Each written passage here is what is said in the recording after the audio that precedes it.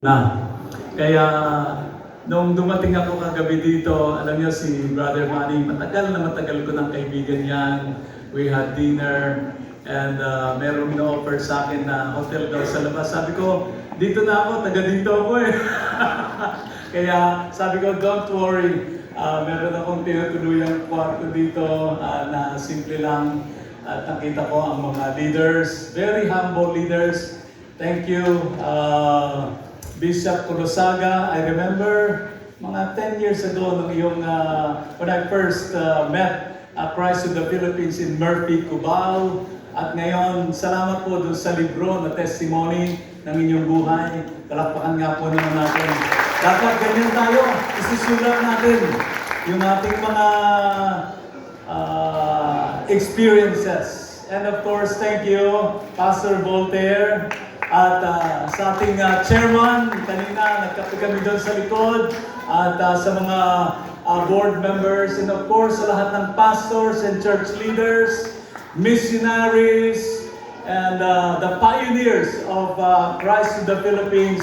Magandang lalaki po at babae kayong lahat.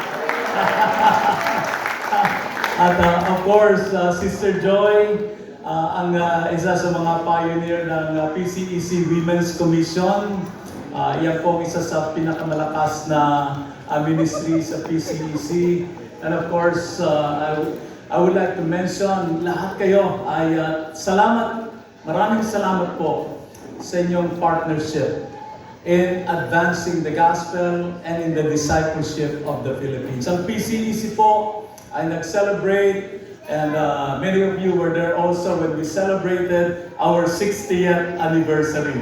At salamat sa Panginoon because of our unity, because of coordination, cooperation, collaboration. Alam po ninyo, in 2012 when I entered as National Director Designate ng PCEC, ay merong 30,000 churches ang PCEC. At I think about 50-some denominations, ano? Thank God, every day, everywhere I go, talagang growing ang body of Christ sa Philippines. Ngayon po, 92 denominations tayo. And over 60,000 churches na tayo.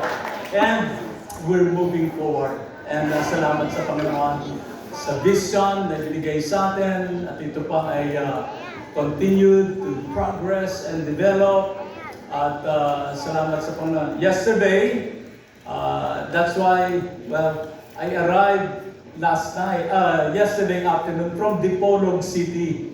Ito po yung merong Philippine Advent Christian Churches Incorporated PASI that originated in Claveria. Claveria, Mindanao, Zamboanga del Norte. So galing ako sa Zamboanga kahapon. Grabe ang init ng body of Christ everywhere I go. Ganito ang praise and worship. Palakpakan nga natin yung praise and worship. At ang init ng mga future leaders, younger leaders, napakainit po. Everywhere I go, I can tell you many testimonies wherever I go. Salamat sa Panginoon. The Church of the Lord Jesus Christ is alive and well in the Philippines. We are growing at 4.7% annually in the Philippines. Purihin na Panginoon. This is one of the highest sa buong mundo. Last year, we met in Baton Rouge, Louisiana. Ang goal ng Global Church ay mapataas ng 1.8% ang average growth ng church globally. Ang report nila, 4.7% daw yung growth natin dito sa Pilipinas. So yung goal nila, way above pa. To God be the glory! Gusto ko sana sabihin sa inyo, mag-high five tayo because of our collaboration, Partnership, napakahalaga po yun. Pero, higit sa lahat, to God be the glory! Amen. Buhay ang Panginoon. Sa kabila ng napakaraming sigwa at napakaraming suliranin ng ating bansa. Ito lang nagdaang linggo, nagkaputukan for the first time sa Senado. Alam niyo yan, di ba? Hindi kayo sumusunod ng balita? Nagkapalitan na ng leadership at baka magpalit pa ulit ng 2 beses pa. At eto, masakit. Pati yung mga bishops at mga leaders nag-aawayan na rin sa social media. Alam po ninyo, yesterday, the other night, nandun ako sa Dipolog City. In-interview ako sa television, national television. At nag-issue kasi ng statement ang PCEC concerning this. And I hope mabasa ninyo. At makita ninyo yung puso ng PCEC tungkol sa nangyayari dito. Na ang pangunahin sa atin ay ang Panginoong Hesukristo. Magbabago-bago po ang Presidente, Vice President at ang lahat dito. Pero pangunahin ang sabi ng Panginoon, go and make disciples of all the nations. Yesterday, lumapit sa akin, siguro mga 25 DDS. DDS, may DDS ba dito? Hindi po Davao Death Squad. Kasi mukhang nung sinabing nilapitan ako ng 25 DDS, kinabahan ako. Tapos, nagpa-picture, mga naka-alpa, yung tawag dito, yung palda ng mga taga-Zamboanga. Ano tawag dyan? Basta, nasa picture yan eh. Yung pala yung DDS, Davao District Shepherds of the Flocks. May DDS ba dito? Salamat sa Panginoon. But thank God, ako po ay dumating kahapon and I was not expected to arrive last night. Pero sabi ko, kung kami ay magdadrive pa ngayong umaga, gigising ako ng siguro alas 4 para makarating dito ng 7:30. Minabuti ko po, tumakbo na kahapon. At kaya nag-aalala si Rhea at saka si Pastor kung saan ako matutulog dito. Sabi ko, huwag kayong mag-alala, taga rito ako. Kaya ako po ay well-rested, bagamat galing ako sa Zamboanga kahapon. Kasama ko po yung si Pastor Richard, yan po ang building manager ng PCEC. Alam po ninyo, we have a building sa magkapit-bahay lang, ang Christ in the Philippines, doon sa Cubao area. We have a 5-story building there. At kung luluwabin ng Panginoon, next time, pasyalan nyo naman yung Christian Development Center. We have 375 beds sa Tagaytay. Mas maliit lang ng konti sa CCT. Pero partner din natin yan, yung CCT. So, thank God. Alam kong, kanina naman, napakasarap ng breakfast sa atin. Nag-breakfast na ba kayo? Amen. And so we are rested. And I hope that you will join me in looking at the Word of God dito po sa topic na ibinigay sa akin. The overall theme is future forward.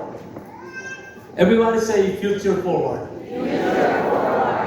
Empowering tomorrow's leaders. Napakaganda. Akmang-akma po ito. And ito rin ay talagang completely in line and aligned with the vision of PCEC.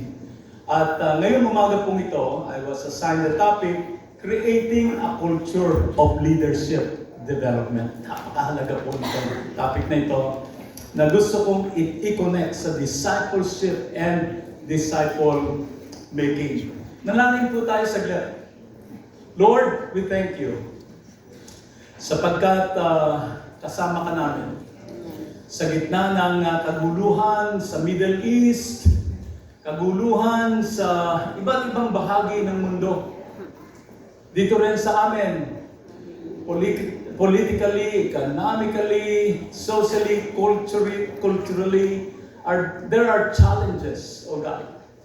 But God, thank you for reminding us why the church exists. for reminding us that the primary desire of the Lord Jesus Christ is for people to follow Him so that they will be transformed to become fishers of men. Thank you for reminding us, our God, that in spite of all these troubles, we are focused on the Great Commission and the mission of the Lord Jesus Christ, which is the eternal destiny of the Church of Jesus Christ. Because we are a family of God, and we will be together from everlasting to everlasting in eternity. So Lord, continue to redirect our minds, refocus our hearts, which is the primary one, which is the vital, the most important ingredient in Christian life, and the real desire of Jesus for His church. Bless us today, in Jesus' name we pray. Amen. Well, before I go on, please allow me to introduce, can you go to the next slide? Ito po ang aking family. Salamat sa Panginoon. At kami pong mag-asawa, dapat yung wife ko po ay kasama ko. Kasama ko siya sa Dipolo, gano'n. But she has to cut short her trip one day dahil sinugod po sa hospital. Ngayon nasa hospital at mukhang patawirin ang buhay ng aking father-in-law. He's 89 years old. In the ICU, dapat i-intubate na siya. But my mother-in-law said, wag na kasi masasaktan pa siya. So CPAP ang inalagay, but he's in the ICU. He's a believer. He loves the Lord Jesus Christ. So we know where he is going. Hindi siya mawawala. We will see him in eternity. But the doctor said maybe 3 hours, 4 hours. So hindi ko po nakasama ang wife ko. But thank God, we're 43 years married. And the Lord has 43 years. I wish lahat tayo, we will have strong families and strong marriages. Yan po ang prayer natin. That's why we have Women's Commission, Family Commission, Youth Commission, Children's Commission at PCEC to disciple everyone so that the next generation and the whole family of PCEC will be truly devoted followers of the Lord Jesus Christ. Every member of the family. I have 3 children and 8 grandchildren. Salamat sa Panginoon. The greatest joy I had last Christmas was to baptize 3 grandchildren. Hallelujah! And yung aking anak, ito si Mark, at ang asawa niya, they are full-time in the ministry, but they have businesses also in Tagaytay. My second daughter is praise and worship leader in her church. At elder naman ng church, Pentecostal po yung anak ko. Sabi ko, okay ka na rin. But thank God, and they're in the ministry. They're in dental work, dental laboratory and Airbnbs in Canada. Ito namang anak ko, mukhang itong magpapastor. Second year na po ito sa Wheaton College, sa Billy Graham Center. Hallelujah! sa Chicago area. So salamat sa Panginoon. At ito pong mga napaka-cute na batang ito. We will be together again sa Christmas time. Praise God. God bless your families. Amen? And I would like to bring greetings also from our family. Let's go to the next slide. Ito po ang PCEC. You can check us out online, pcec.org.ph. Atin din po yung PhilRADS, the Philippine Relief and Development Services, yung iHelp, atin din po yan. So yung mga organizations na yan ay under PCEC. We are 92 denominations. We're close to 60,000 churches actually. Kaya lang napakarami pong mga outreaches pa na hindi pa natin nabibilang na local church. Actually, sorry, this is 386 mission and para-church organization. Our vision, nakita ko po, hangang-hanga ako sa vision statement. ng Christ to the Philippines sapagkat napaka-focus ninyo sa mission ni Jesus Christ. We restated our vision statement also last year na we said, let's call the church na ito talaga ang original intent ni Jesus Christ. We can do 100 more things, but let's do what is the desire of Jesus for His church. So the vision is we want to see a disciple Philippines. Amen? Parang tugmang-tugma dun sa vision statement ninyo. A disciple Filipino nation where Jesus Christ is recognized as Lord of all. When we say Filipino nation, kasama po dyan, there are over 100 million Filipinos. No. There are 15 million Filipinos that are scattered around the world. So, ang ating demarcation, Luzon, Visayas, and Mindanao, pero ang dami. Sa United States lamang po, 6 million na ang Pilipino. Sa Saudi Arabia, 1 million ang Pilipino. And so forth, and so on. So, the Filipino nation, we want to see the discipleship of them. That's why Christ to the Philippines and many denominations, kabilang po ang church planting and mission around the world. And then, our mission remains the same, to glorify God. That's the highest pursuit of PCEC, to glorify God. How? By catalyzing the multiplication of healthy evangelical churches that will transform their communities to become Christ-centered, experiencing peace, justice, and righteousness. As we sit down comfortably today, there are still 18,000 barangays in the Philippines that are unchurched. Okay? So ito po ay nasa Eastern Seaboard, simula doon sa Cagayan hanggang Surigao, and then the Bangsamoro Autonomous Region of Muslim Mindanao. Sabihin mo sa katabi mo, hindi pa tapos ang misyon. 18,000 barangays pa. Ang walang. So, dapat makapag-umpisa tayo ng small group doon, makapagpadala tayo ng missionaries doon, at lalong-lalo na sa Bangsamoro Autonomous Region of Muslim Mindanao. The good news is, ngayon, even in the most restricted and the most difficult areas, meron na pong mga Christian NGOs, schools, creative, missionary ways to reach out people. Atin-atin lang to. Ang balita ko po, yung mga house church movements, miski sa mga moske, ay sinasamba na si Isa Almasih. Palakpakan natin ang Panginoon. Yeah. So, ito po ang ating family. Next slide. And thank you sapagkat kayo po ay one of the strongest ally. Kapitbahay, kapamilya, kapuso, kamisyon ng PCEC. This is the PCEC National Assembly, June 9 to 12 in Davao City, representing the 92 denominations and churches. We did a disciple-making conference. Nandun na rin lang ang mga leaders natin. Sabi natin, imbitahan natin ang mga pastor sa buong Mindanao. Nagulat kami. More than 5,000 pastors and leaders came all around Mindanao. To God be the glory. And we continue to grow. Praise God. Next slide. So, going back to the topic of the morning, creating a culture of leadership development. You can go to the next slide, please. Ito po ang big idea na nais nating i-deliver sa umagang ito. Basahin nga po nating lahat. Ready? Go! Leadership development is not a program, but a culture. Everybody say culture.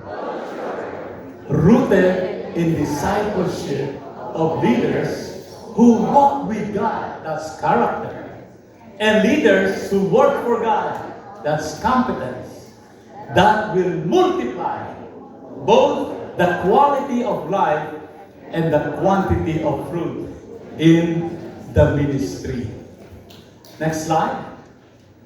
Ito po ang mga text na babasahin natin mamaya. Don't worry kung nagte-take down notes kayo. Ito pong aking PowerPoint ay nandito na sa technician. Can you please share it to everyone? Okay, so that everyone, you can just focus and not worry about taking down notes. But if you want to take down notes, and some of you have the traditional copy of the Bible, but some of you have iPads and iPhones. That's acceptable in our time today. Okay po? I go to even many restricted areas. Minsan hinahalungkat ko yung ganito. Kaya iPhone, pwede na. Okay? In my iPhone, I have 16 translations of the Bible. And I have 7 commentaries. So that works also. Pero pagka ganitong deeper ang study, I prefer to read it in the book. And so, how many of you have seen a bangka? Tignan nga natin itong bangka. Yan. Pagka nasa Kaliraya, sumasakay tayo ng ganyan. No? You've been to Kaliraya. Pag nakita ninyo ang bangka, merong dalawang katig ito. Okay? Itong katig na ito, or outrigger, ang tawag dyan sa English. Ang bawat bangka must stay balanced. Kaya dalawa ang outrigger. Nakakita na rin ako ng isang katig lang, pero sa mababaw lang yan, hindi pwede sa malalim.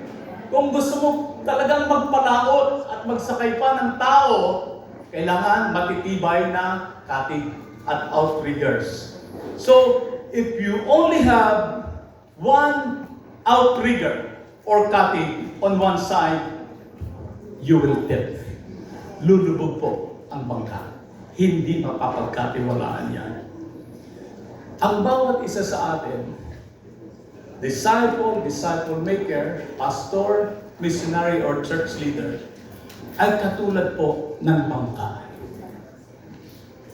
One outrigger is character. And one outrigger is competence. Everybody say character. Everybody say competence. I will tell you more about that. If either is weak, kung very skillful kayo, matalino, competent, memorize ang lahat ng bagay, pero wala kayong character, lulubog po kayo. Hindi rin naman pwedeng character lang at sabihin natin, bahala ng Holy Spirit, hindi na ako mag-aaral ng sermon. Hindi na ako mag-aaral. I will just rely on the Holy Spirit. Kung hindi ninyo hinahasa ang sword of the Spirit, mapurod ang ating preaching at ang ating pagtuturo. So, everybody say character, competence. Tignan po ninyo sa Psalm 78 verse 72. Ito ang description at the end ng ministry ni David. And David shepherded them with integrity of heart and with skillful hands he led them. Napakagandang picture ng shepherd na ito. Ito pong verse na ito encapsulates, it captures the whole summary. David was not a perfect leader. He committed murder. Sabi ni John Piper, it was not just adultery, it was rape. Nung nakita niya si Bathsheba, dahil king siya ipatawag mo yan, gusto ko yung babae niya. Kahit na siguro, ayaw ni Bathsheba. So, ganyang kabigat. Pero at the end of his ministry, he was called a man after God's own heart as a leader. Amen? A man after God's own. May humble spirit to accept the wrongdoings. And then, he was restored by Prophet Nathan. He was rebuked. And he went back to the ministry. So ito po ang blueprint ng leadership. Kailangan may character, kailangan mayroong competence, mayroong integrity, at mayroong skillful hands. Both must always be present. Ito po ang picture at quality ng leaders na ginagamit ng Diyos effectively sa ministry. Yung merong dalawang outriggers. Notice also, yung picture, ano? Balikan mo nga yung picture, and then we will go down. Notice this picture, ha? Meron siyang kawit, meron siyang inaalagaan. Ganyan ang shepherd. Handang mamatay. Maglingkod. Maglingkod para sa kanyang kawan. This picture and the quality of leaders, ito po yung ginagamit ng Panginoon effectively in the ministry. Next slide. Notice also the shepherd image. Okay? Anong image na pinapakita dito?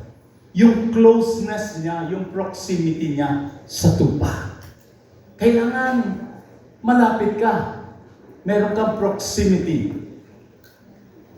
At ito din ang ipinapakita ng image na ito. Itong proximity and care, yung ministry ng mga pastors at mga leaders is feeding and leading the flock. Yan po ang main ministry. And so, itong picture na ito, ganito ang gagamitin ng Panginoon ng mga leader effectively in the ministry. Kailangan dalawa ang katig mo. That is a discipleship language, and I will tell you more later. But listen to this. When leaders walk with God daily, they work for God effectively. Basahin natin lahat ito. When leaders walk with God daily, they work for God effectively. Sino na sa inyo ang naka-attend ng disciple-making conference once, twice, thrice?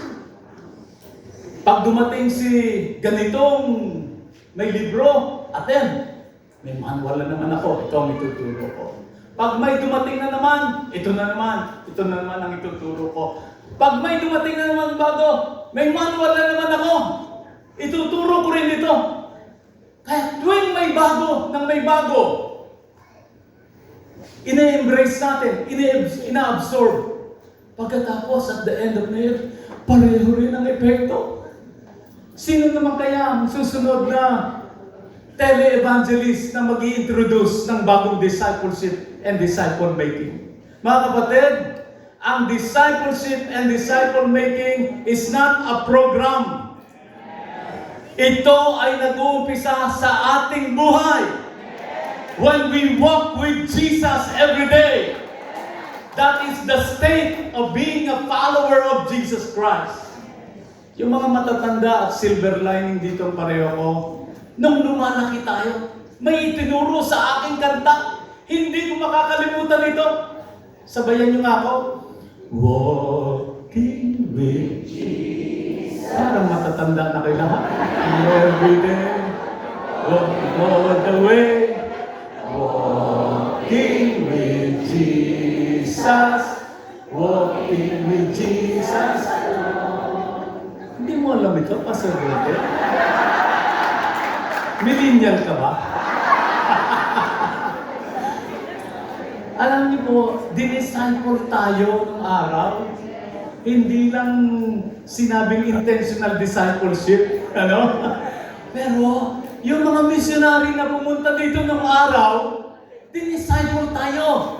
Discipleship and disciple-making does not start in a material, in a manual, in an event, in a conference. You walk with Jesus every day. You walk with Jesus every day. That is the state. Sabi ni Jesus, come, follow me. Sumunod na, follow me. And I will make you, I will transform your life. If you follow me, I will transform your life. From being a fisherman, you will become fishers of men. So yung I will make you, it's a process. 3 taon, dinisciple ni Jesus si Judas. After 3 years, naghudas. So hindi po perfect ang mga simbahan. Si Jesus na, dinisciple. So huwag kayong mawawalan ng pag-asa sa mga dinidisciple ninyo. So, well, leaders, it starts with walking with God daily. Yan ang discipleship. And then, what do? The main work of the church, if you have children's ministry, women's ministry, men's ministry, basketball ministry, pickleball. Pickleball ministry na ngayon. At lahat ng yan, mga kapatid, it's not for fun dapat. It's to make disciples. Hindi lang activity, picnic dito, gala doon, gala kayo doon, gala at gala, gastos dito, gastos doon. Pero hindi nadi-disciple yung mga tao. Hindi pa rin nag-walk with God ang mga tao. But disciple making is leading others to walk with Jesus daily. That's the mission of every ministry. That's the mission of the church. That's the Great Commission. And so, leaders formed by discipleship. Karanasan ko po ito. 43 years as a pastor. Yung mga na-disciple ng mga leaders, yan ang mga namumuhay na mayroong Christ-likeness. Hindi mo na kinakailangang pokpokin yan para mag-tithing and giving at pumunta sa prayer meeting at magbigay, mag-volunteer ng time. Kung yan ay na-disciple at hinubog natin, na-lead natin,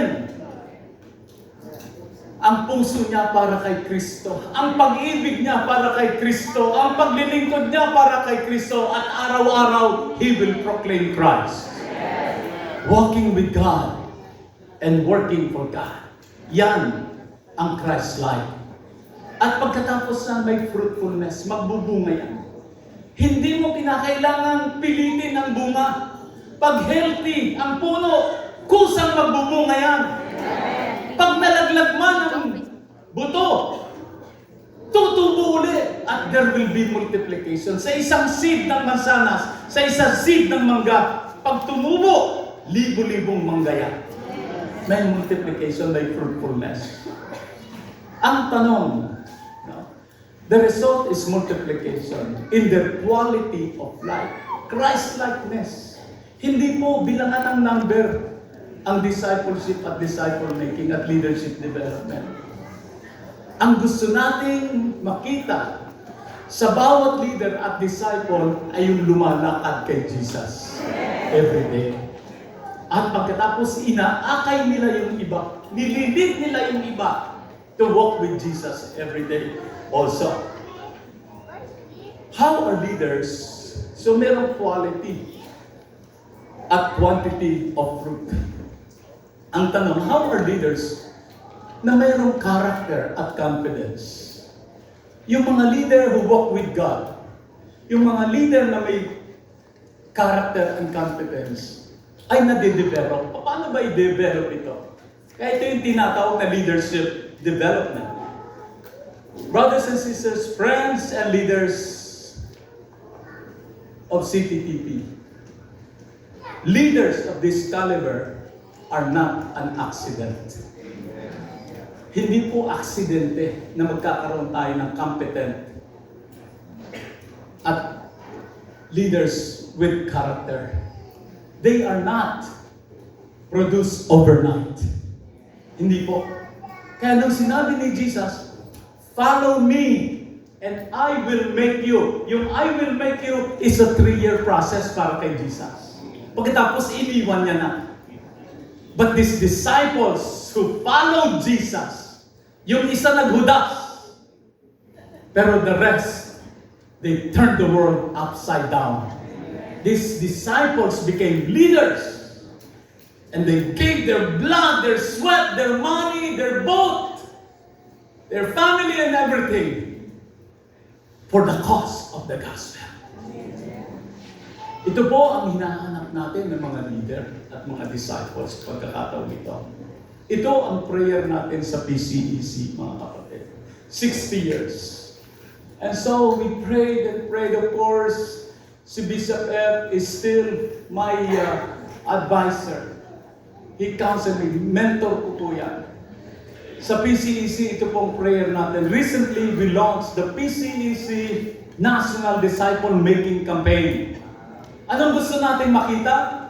Ng bawat evangelical church. Of course, sa family muna tayo mag-uusap. We want to see healthy disciple-making and multiplying churches around the country.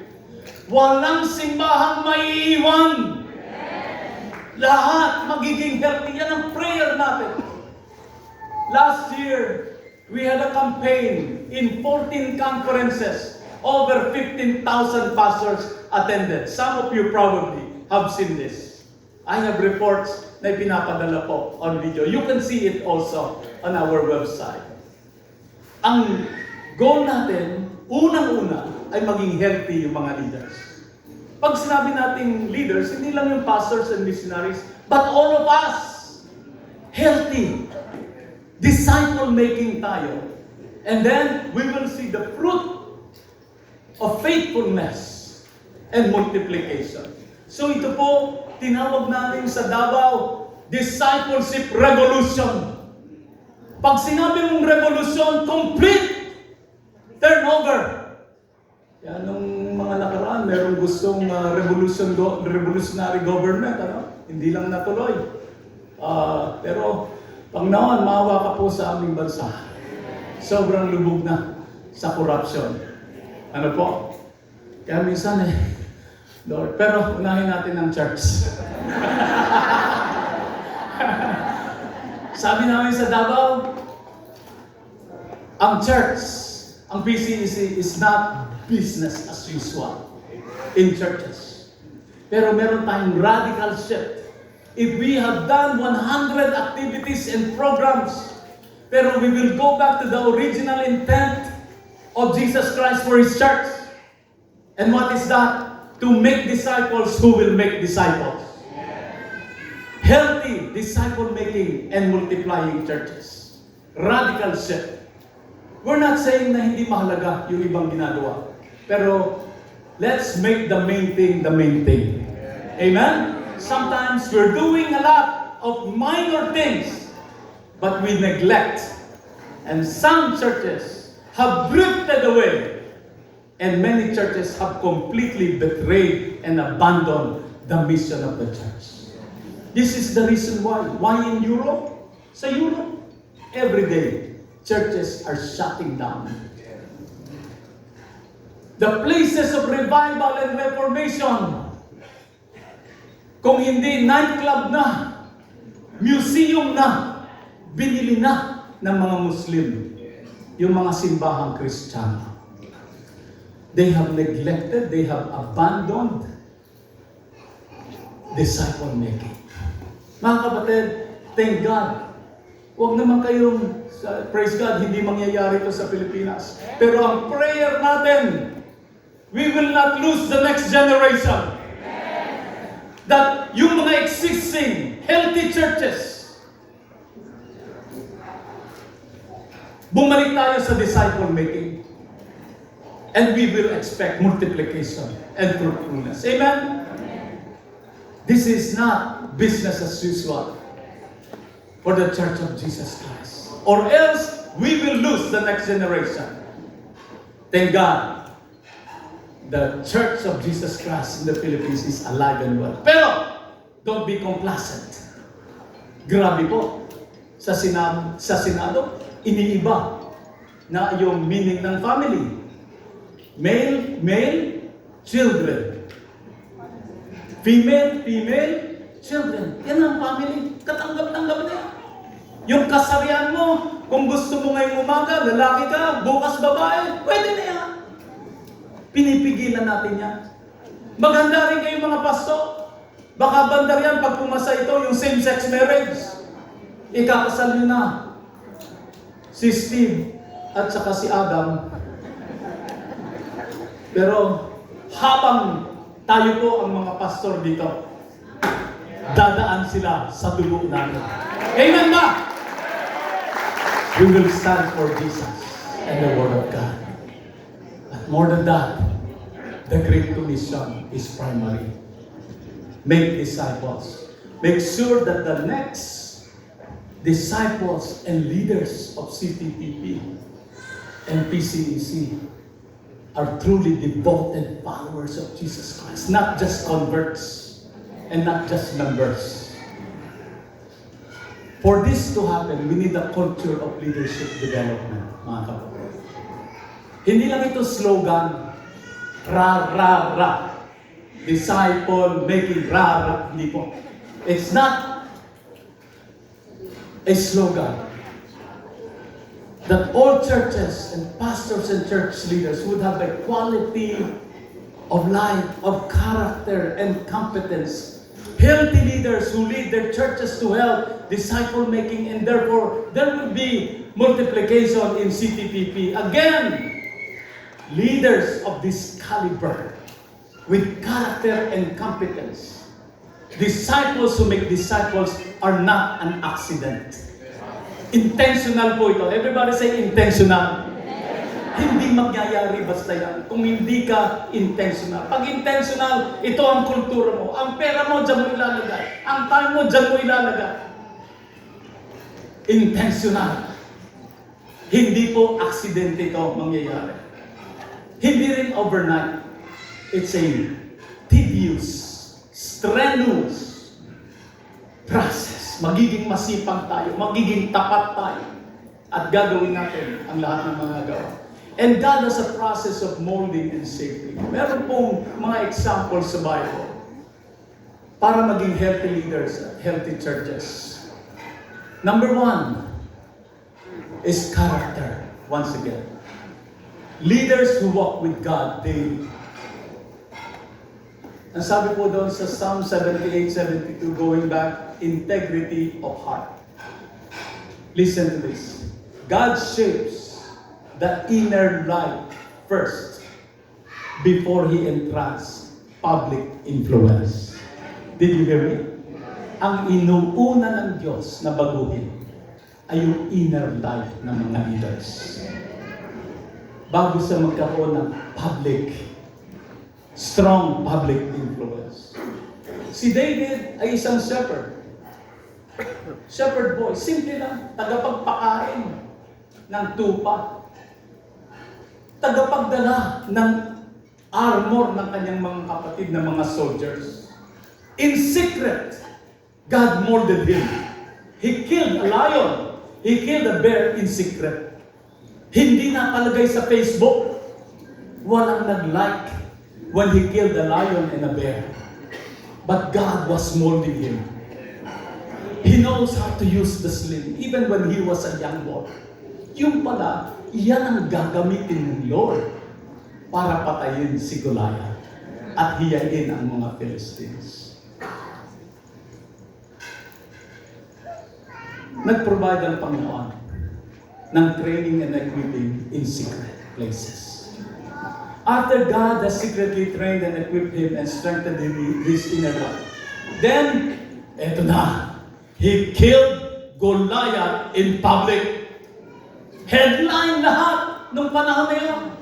Nasa Facebook, Instagram, CNN, SMNI. Ano pa ba yung mga ibang ZBNI?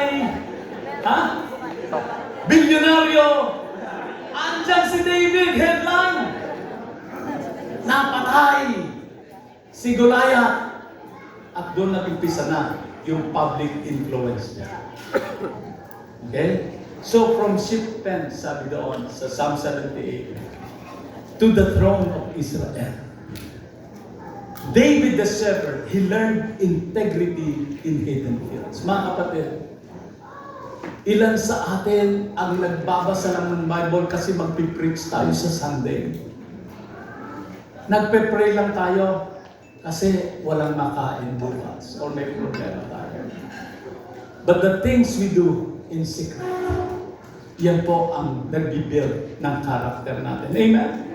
At dyan tayo, minomolde ng Panginoon. Mark 3:14, Jesus appointed 12 that they might be with Him. Yan ang purpose unang-una ni Jesus. Nag-appoint siya ng 12, hindi para utusan kagad to go and make disciples. Gusto ni Jesus, magsama-sama muna tayo. Kasama sila sa fishing, kasama sa picnic sa Sea of Galilee, kasama sa pagbuhay ng patay, kasama sa miracles, kasama sa feeding of the 5,000. Jesus was training them with Him before they sent them. John 15:5, sabi ni Jesus, apart from me, you can do nothing. Kung hiwalay kayo sa akin, if you are not walking with me daily, you will not be fruitful. Fruit comes from abiding. It's not an event, an activity. 1 Timothy chapter 3, 1 Timothy 3 and Titus 1. Hindi ko na po babasahin ito. Basahin ninyo yung mga passage na yan. Pero leadership qualifications are overwhelmingly about character. Hindi, of course, mahalaga ang competence. Pero number one, overwhelming, it's about walking with Jesus every day. Building, shaping, developing the character of the leader. Kaya mga kapatid, kung gusto natin lumago ang simbahan natin, lumaki ang building, dumami ang attendance. Minsan yan ang goal natin eh. Pero unang-una ang gusto ni Jesus, walk with me every day. Kausapin mo ko every day. Mag-fellowship tayo every day. Know me every day, love me every day, abide in me every day, serve me every day, proclaim me every day. Yan ang gusto ni Jesus. It starts with me. Sabihin mo sa katabi mo, umayos ka. Sabihin mo rin, lalo ka na. Pag nag-set ang mga kasi po denominational leader, pag nag-set tayo, itong goal natin. Reach the whole Philippines. Plant 5,000 churches, blah, blah, blah, blah. Nakalimutan ko. Kailangan pala yung mga leader. Unahin natin yung buhay natin. Revival starts in my heart. Hindi mangyayaring revival sa CTV, sa Church of the Philippines, sa PCEC. Pag walang revival sa puso mo, kapatid. Ang leadership development starts in my heart. It's about Christ-likeness. In other words, yan ang goal natin. It's about knowing Christ. It's about loving Christ every day. Friends, yan po ang ibig sabihin ng discipleship. You walk with Jesus every day. Hindi po activity yan, hindi programa ng church yan that you do once a year na meron kang discipleship month. It starts with leaders walking with Jesus every day. And how long? Lifetime.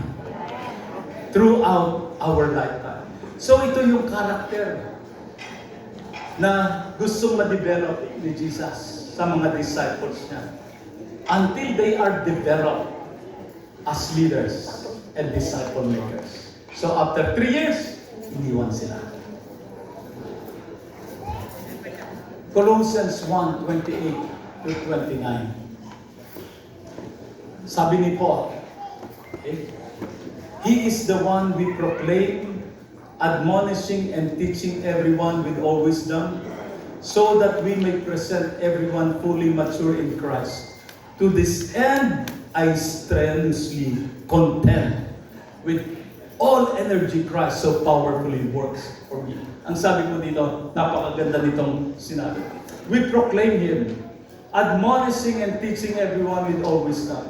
So that, ano ang goal ni Paul sa ministry niya, sa mga church planting and missionary work? so that we may present everyone perfect in Christ. Christ-likeness, maturity, character, inner life. Number one. To this end, sabi niya, I labor. Lahat ng lakas ko so that I may present believers and disciples perfect in Christ. Struggling with all energy, which so powerfully works in me. That's the words of the Apostle Paul. Can you go to the next slide? Yeah. Number two, ito naman po, because I have said enough about character. Number two is skillful hands. Everybody say, skillful hands. Leaders who work for God skillfully. Yan. Papasok tayo sa pangalawang kabanata. Ang sabi dyan, with skillful hands. 11. Leaders who work for God with skillful hands. A shepherd's main task, mga kapatid. Ilan po ang pastor dito at church leader task na? Ang lahat tayo naman, ano? Okay? Ano ang pangunahing gawain natin? Minsan, gusto natin lahat ng box sa organizational chart, nandyan tayo. Mga pastor. Hanggang from the top to the bottom, nandyan ang pangalan ko sa organization. Mga kapatid, ito po ang dahilan at number one lie ni Satan. Ito rin ang dahilan kung bakit bumagal ang takbo ng Kristyanismo sa mundo. Sapagkat tayo ng mga pastor at mga leader, hindi natin ipinasa. Hindi tayo nag-develop ng mga leader. Kaya yung church natin, 85 years na. 85 years, tayo pa rin ang nandun sa box na yan. Yung clergy and laity, wala po sa Biblia yan. Yung secular and sacred divine, galing po yan sa Vatican. Na yung ministry of the church ay para sa mga hard personnel. Disciple making, umarkila tayo ng mga tao na gagawa. 1% ng church.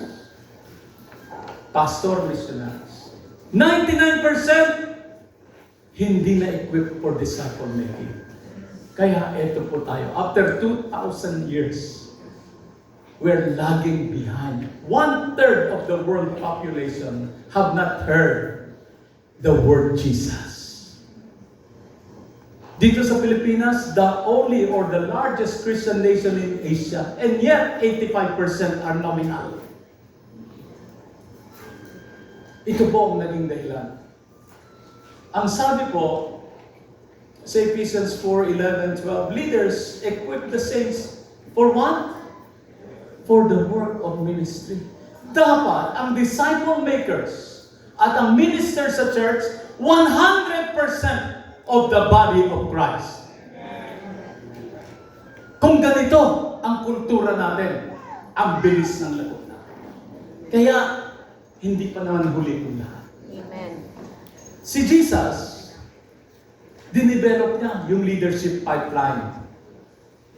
Yun ang leadership development. Tignan po natin yung ginawa ni Jesus.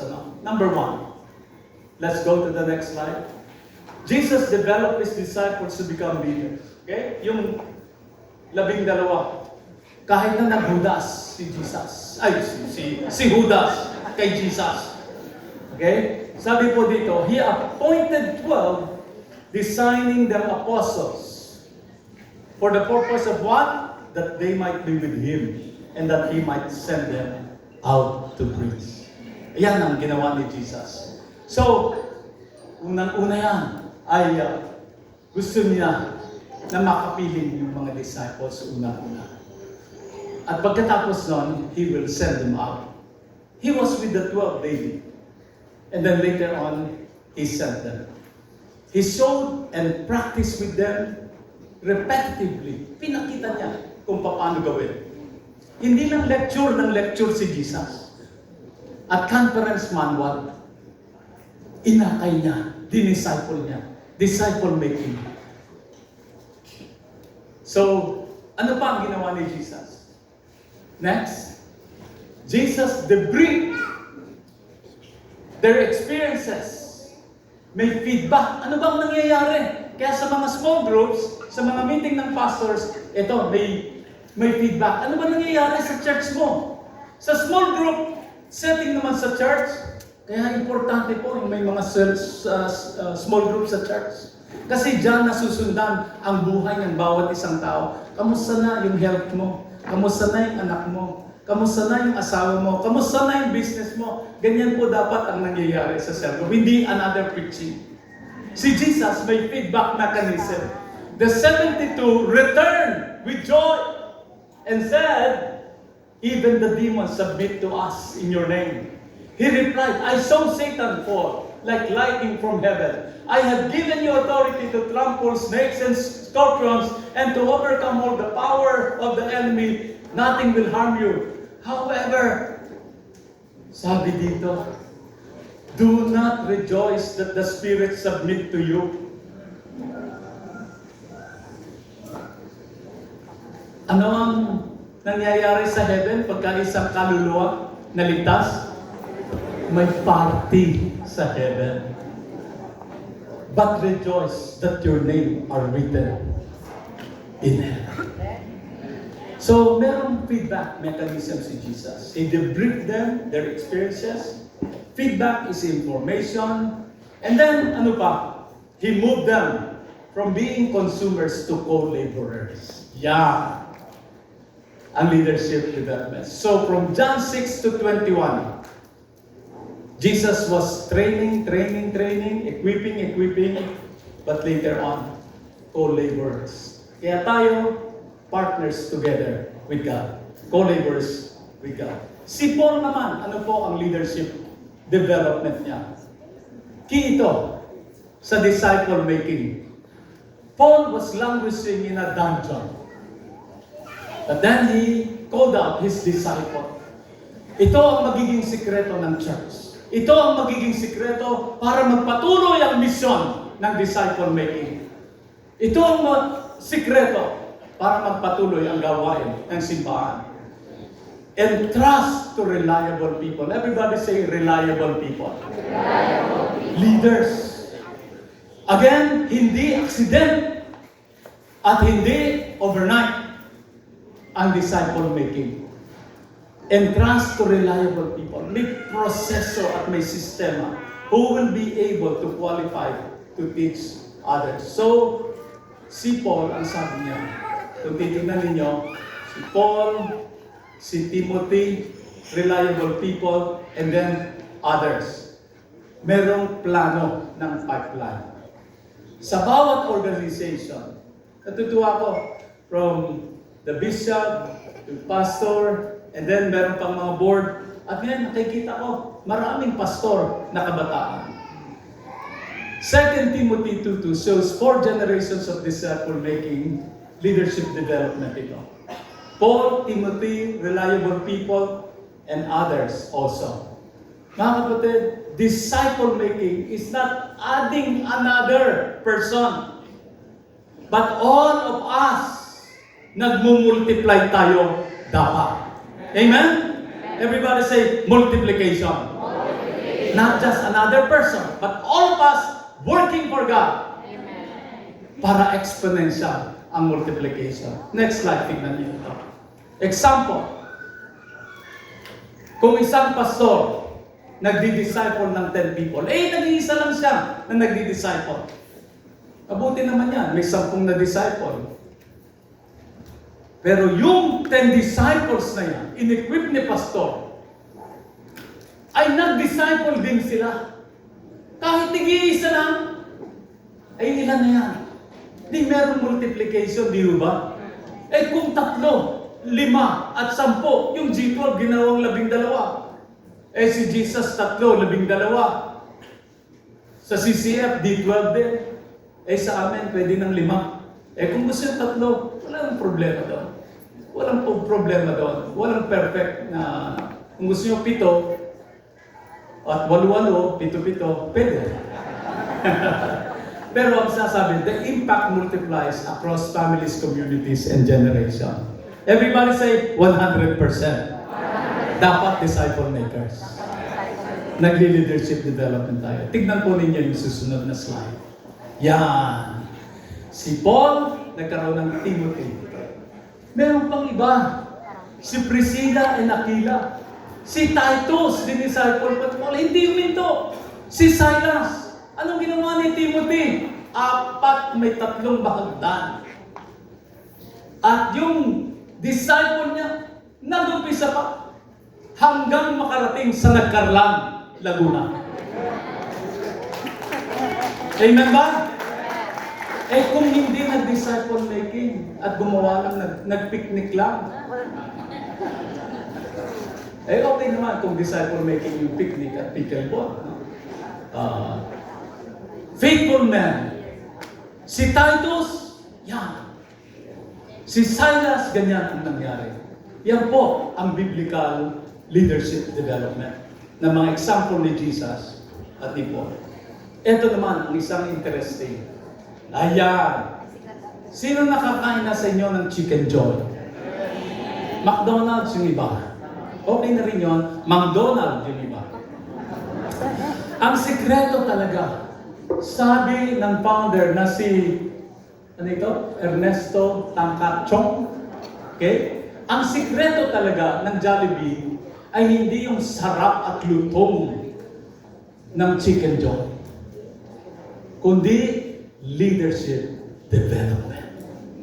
Meron silang tinatawag na basic orientation training process. Ang lahat ng nagse-serve sa Jollibee, tinetrain para maging manager. Amazing. Amazing. Jollibee Food Corporation, management training. Yan ang programa nila. So sabi nila, the secret of success is not just good chicken joy and food, but rigorous manager and employee training is a cornerstone of Jollibee's success by investing heavily in discipleship and leadership development. The company has grown from a local ice cream parlor, fried chicken store, into a massive global fast food empire. Lahat ng Pilipino, kilala na ang Jollibee. May storya din ang KFC at ang McDonald's. Pero next time na po yun. Kasi magtatanghalian na yata. Mga kapatid, let me ask you this question. If you stop your ministry tomorrow, kung ano man ang mangyari sa atin, marami sa atin, silver lining na eh. At senior citizen, buti si kapatid, hindi magsi-senior lining, wala nang magiging silver. Joke lang kapatid. Lilipas tayo. Meron bang papalit sa atin, ministry? Bukas, kung mawawala tayo. O magkakagulo ang politika sa simbahan natin at denomination. Pagbobotohan pa ng 2 taon. Kaya maraming mga simbahan, 10 years, hindi makakita ng senior pastor. Namatay na 10 years ago si pastor, wala pa rin senior pastor ngayon. Bakit? Walang pipeline. Yung mga ministry sa churches natin, tayo mga silver lining, 30 years ago, tayo ang leader. Ngayon, tayo pa rin ang leader. Eh, magagaling siguro tayo. Pero magkakamali tayo. Pagka tayo nawala nga, bukas, magkakagulo yung organization natin. Sabi mo sa katabi mo, patawarin ka ng Panginoon.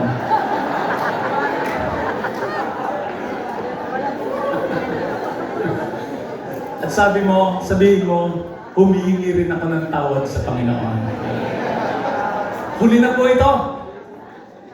Culture